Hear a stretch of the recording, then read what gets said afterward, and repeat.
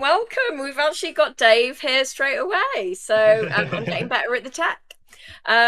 So in this talk, we're going to be talking about Squarespace design hacks that change how you design with Dave Hawkins of Made by Dave. And also Squarehead as well. Yeah. Your new business, your new course, which we can talk about at the end. But I'm really excited to have Dave on. Dave and I met, I think, at one of the Squarespace meetups that I arranged in London, and now we do them together. And like Dave's, I'm not super techie. I'm more like branding and design, and I know how to make an amazing looking website in Squarespace because it's so easy to use. But as soon as something complicated gets asked to me by a client, I'm like, Dave, can you help me? Dave. I feel like I'm on speed dial.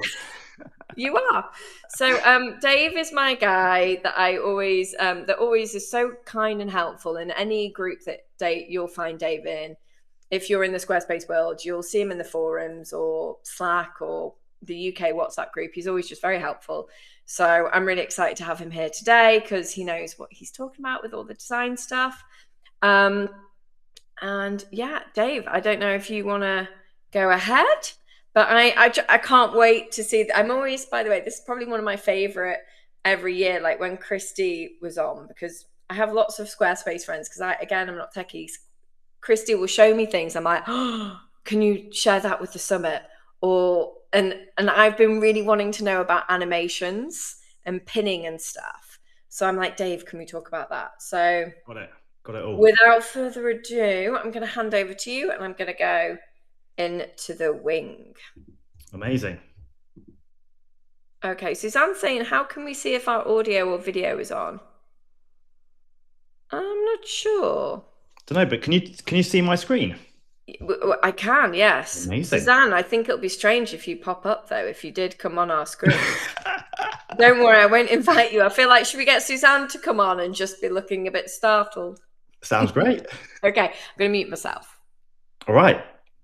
So at the moment, we're going to be looking at how to elevate sites, and I'm going to show you some cool hacks, tips and tricks, and a few other little things along the way. So we're going to walk through this particular site, and I'm just going to show you a few things. So the first thing that I wanted to show you is with this image block around how to add bits of color and also how to think about color as well. So in terms of then this image block itself, so you can stick an overlay on and you can come into here, but what you may not have either realized or appreciated is that it's one thing to like pick something from the palette. It's another thing to then start either diving into the color or the how it's pulled up. So normally you might see it with hex itself. So it might have had this sort of thing going on, and it's a big solid color, and you can't really remember the name unless it's like black or white. And so you kind of memorize those. But if you then pull up HSL, then basically what this is doing is it's allowing you to still take the color. One, you can make it transparent, and two, you can also, it just helps to be thinking about the digits. The reason for it is that this 20 over here is basically the amount of opacity that's coming in. So instead of me needing to like type in another color, then I could have either just typed a number like this and made it far easier. And the other thing is I can just nudge the color along by just changing some of these digits. So this 90 could have been 95, and then that just nudges it up in the corner here. And this 82, I mean, let's see. So, I mean, I'm slightly tweaking the color, but it's allowing you to just have a better feel for this. And you can do this all out of the box. So just flip it from hex into HSL, and then you are good to go. So that's my first little tip or hack is looking at colors, but from a slightly different perspective. The next is, you may have seen the animations coming out. So the sorts of things, if I just exit this a second, the sorts of things that could, if you watch my screen here, so this sort of thing, or on hover, that sort of thing, and some of them like grow and do some different things. So how have we done that? So let's take this play one, for example. So it starts off live with 2 triangles. And so then all you need to do, here's the triangle, is then come into animation, and then you just, so we've decided to on move, then do something.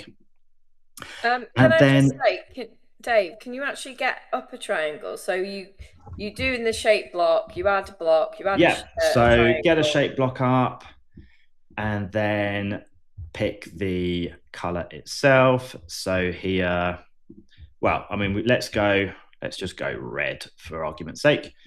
So got the shape block, then let's pick up the triangle, and then from here, come into animation, into the trigger, and then it's whatever you want.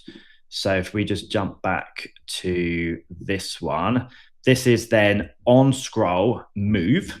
So let's just go on scroll and then move.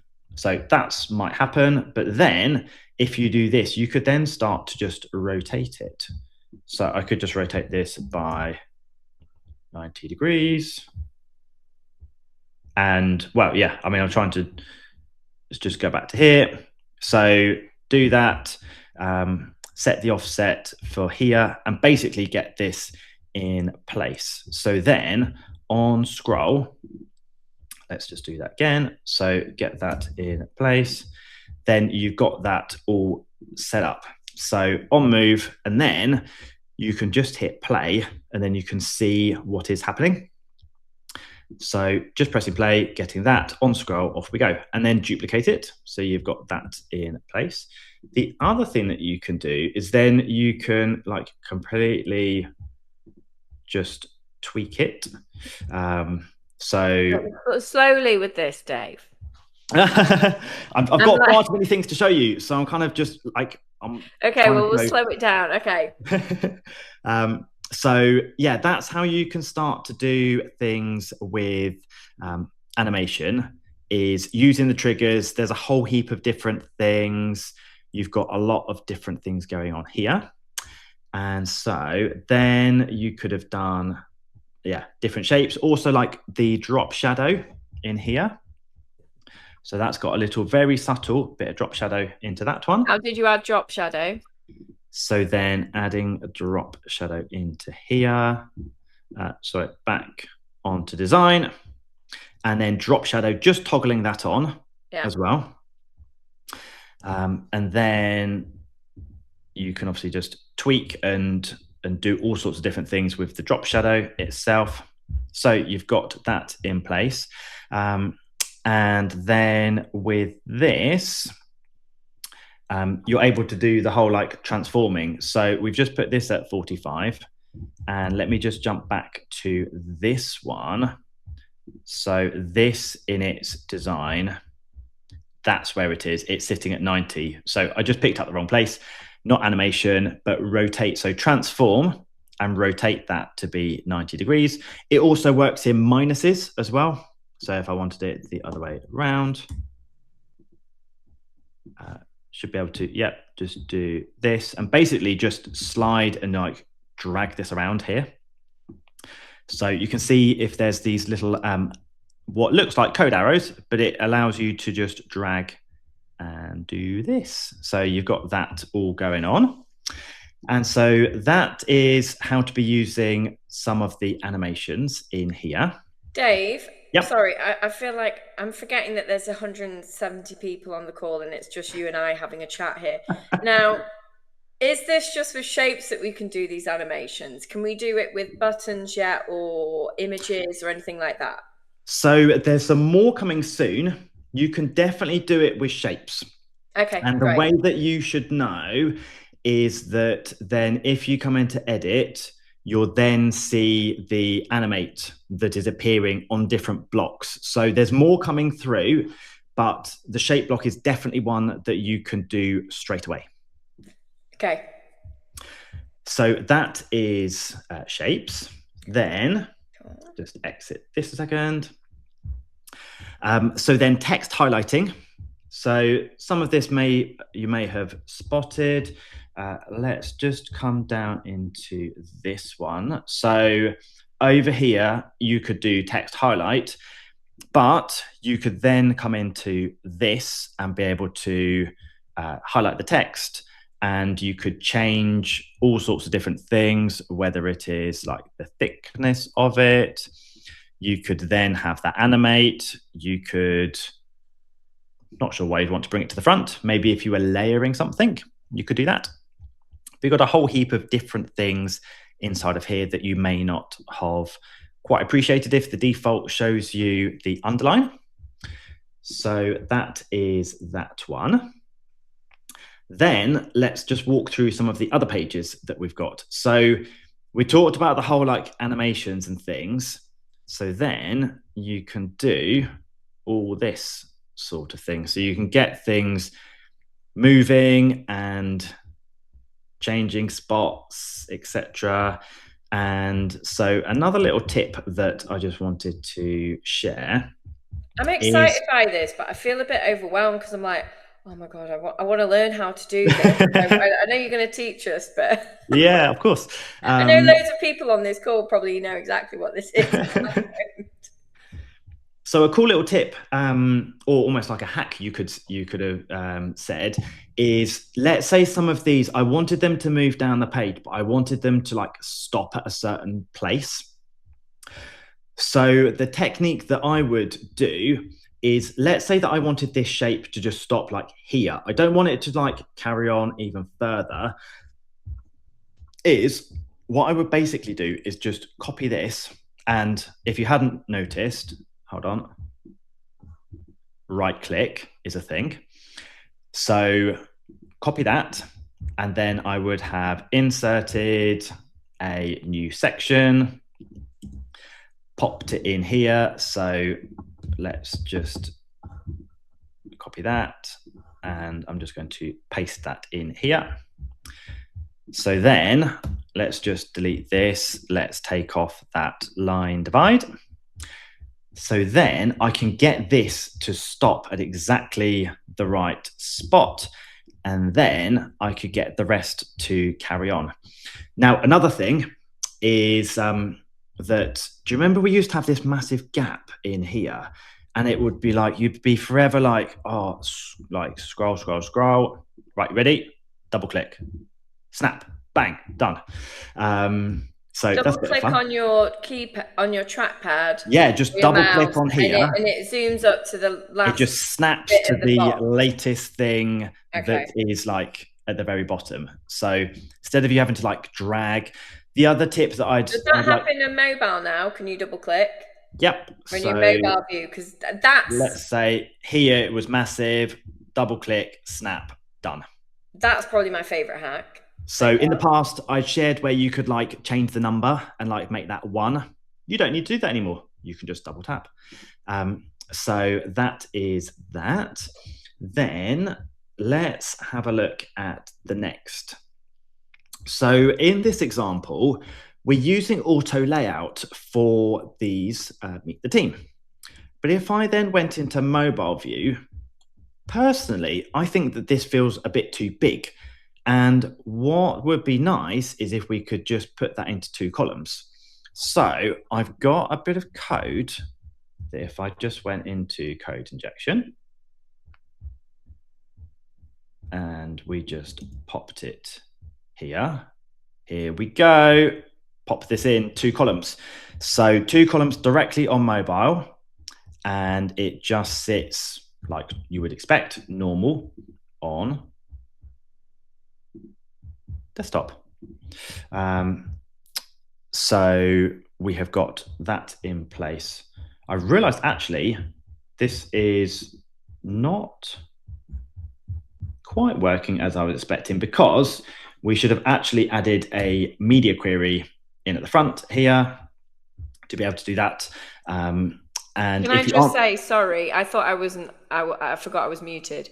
This is the only bit of code I've said that Dave can use on the talk. He said it was such a worthwhile one because I understand that I like the double thing. Where will you have this bit of code, Dave? Have you got a blog so post? this bit of code, if you went to squarehead.co.uk/summit, then you can just copy this code here. So I'm just going to literally do this from here, and we'll just put this in because this actually has the media query in place. So then we have got 2 columns on the phone, and then we have normal on here. Great. So if you just head over to squarehead.co.uk/summit, then you can copy that. There's a couple of other bits of code that I've like snuck in that I think is a bit neat. And you can go and use that. So yeah, I thought that's really nice. And that just applies for the auto layout, or it's otherwise known as like a list section. So you've got that one in here. And then the other one is on blogs. Then if you came into, let's say, a blog on a phone, then often you might either notice like these paginations here are either like really squished. Sometimes they may like overlap over each other as well. And so the only other bit of code, it literally is just copy and paste. It's that simple. So copy this, and then we're just going to come back into the CSS, and then let's just pop this in here. And so it just goes and stacks it. So then the whole text doesn't overlap, really nice and neat. And we've got that in place. And we've also heard you use a word that I've not heard before, paginate. Yeah. So essentially just the like next and previous. So you'd refer to that as pagination, because what that basically means is that there's... Oh, don't worry about explaining it. I'm sure everyone wants to know more about your design stuff. Anyway, me chatting. So that is that. And so that hopefully starts to show you a few more things. But there's always time for like one last thing, right? Yeah. You ready for the last thing? Ladies and gentlemen, we have the special privilege of being able to demo a little sneak peek of something you may have seen at Circle Day called Stacks. So the Squarespace team have basically given me permission to share an upcoming new feature that you'll be able to arrange, align, distribute blocks in a fixed order to create a more responsive control over your site layout. So stacks are part of what Squarespace are calling Finish Layer, and it's a new suite of professional grade design and editing tools. So with Finish Layer, you can define your unique aesthetics, optimize for performance in like these rich visual treatments, flexible editing workflows, and no code customization that's easy enough for anybody to go and use. So how this goes... Even me, Dave. Even you. So how Stacks goes and works is it basically starts to bring up the layers panel, and then you've got this, which is in here. So what you can do is you can... So do you remember, or you may not remember, that with like buttons, they always start to like either go onto another line or something like that. And so what you can do here is, if I just... You grouped that? I have grouped it. Is group a new thing? It's a whole... Well, you could basically say stacks is another word for grouping. Okay. So so stacks basically then starts to have its own like editing functionality. And so this is one which is brilliant. I'll show you a few things. There's like loads more that is coming. This is just a little sneak peek as to like what I can demo right now. But you can do this sort of thing where I can basically like drag and change the gap between here.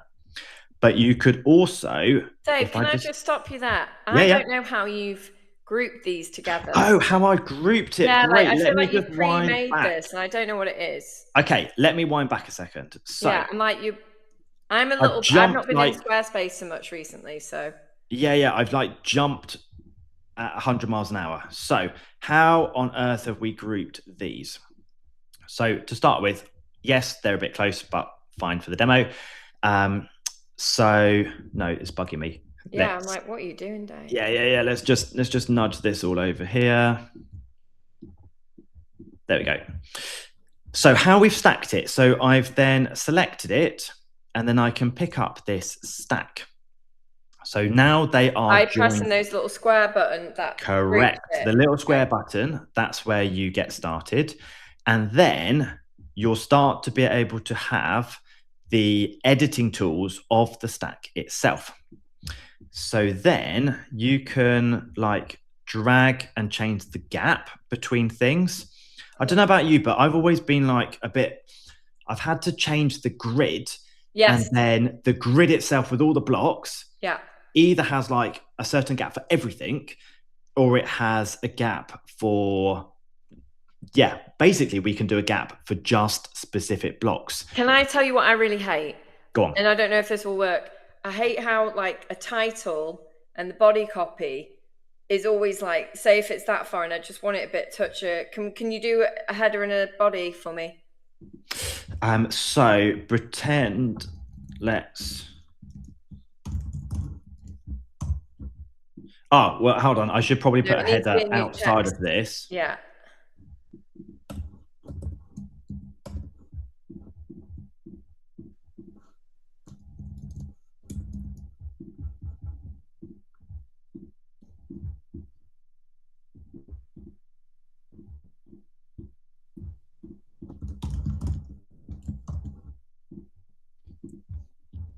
So then you could have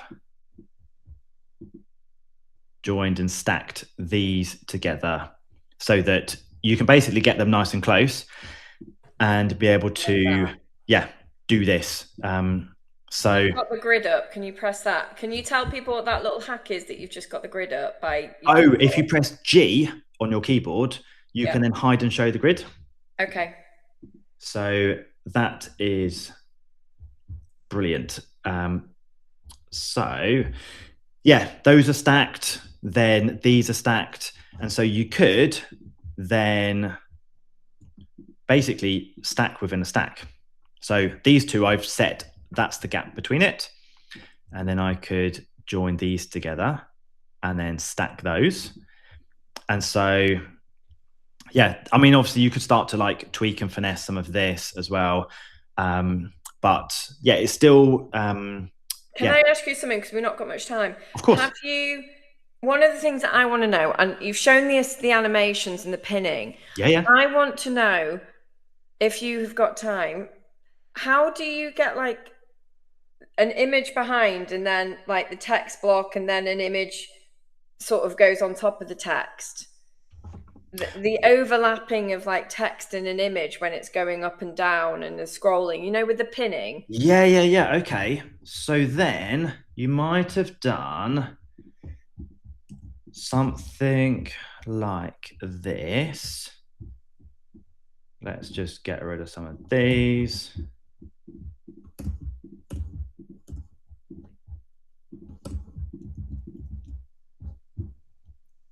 And just to duplicate these, I'm literally just doing copy and paste on my keyboard as well. Wow. So you might have had... That's great. You might have had this. Not sure why I've managed to get this stack in with it, but anyway. So what I might have done is then picked up the pin of this. So I'd have pinned that to the top. I may have started this one a bit further down and then pinned this and then had like a bigger gap. And so then I can start to do that sort of thing. I appreciate that this has got...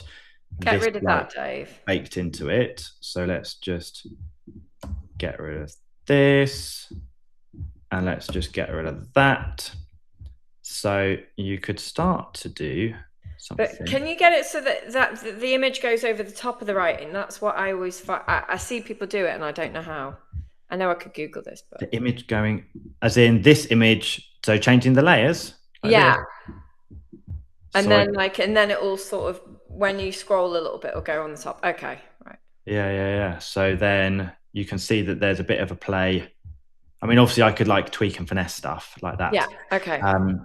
But as I've been going along, obviously I've added a bit of code.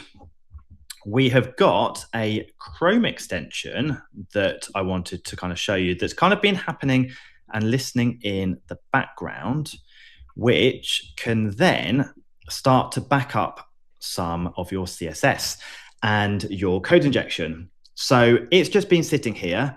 And as I've been going along, it's been listening and basically saving copies. So then this is all backed up to your Google Drive. And you can basically make as many backups as you like. It's essentially unlimited. And over here on our website, if you just went to the Chrome extension, you can read all about it and be able to see a whole bunch of things. And that is something that I just wanted to let you know about, that this Chrome extension is available today, and be able to take a look. And then you can save any code that you've got, and it's all there and done. Amazing. So that's the Chrome extension you've just done. Dave, thank you so much. Sorry, I hope that was okay that I was asking so many questions. Absolutely fine. Because I'm sure that some people are like totally next level with their code. So what I should say is, obviously Stacks isn't available right now. Keep a lookout for the release notes that Squarespace do weekly. And then at some point, those will be coming out. So you won't see it right now. I've obviously just got a demo access for what you can see. But yeah, keep tabs on the release notes for that. I think I will need to speak with Squarespace to say, when I put these recordings up in the future in a more public space, let's make sure that this is live. Dave, I wanted to just finish as well before we move on to Whitney. Just to say one, thank you, but also Dave is so good at all of these hacks, and he goes bit by bit through all of things that you can do with the Pro Tools, but also the coding hacks, like those 2 columns and things like that. And he's got a new website that's going to be all about his course, Squarehead.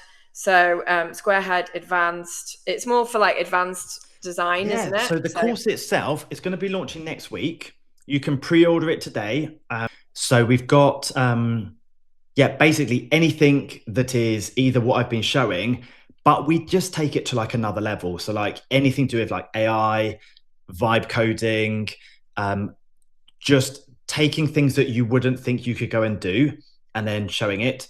But it's not only that, it's like, let's just take a step back and say, if we're like expert level building Squarespace websites, then I've essentially just taken everything out of my head for like a whole heap of things like URL mapping, adding Google Analytics, then all sorts of things to do with like blocks or some plugins or just anything else is all available. So yeah, that's the advanced course that we have going in. Congratulations on getting that done. I'm really pleased for you. So this is the end of our talk here, and we're now going to go into Whitney's. I hope you've all enjoyed it.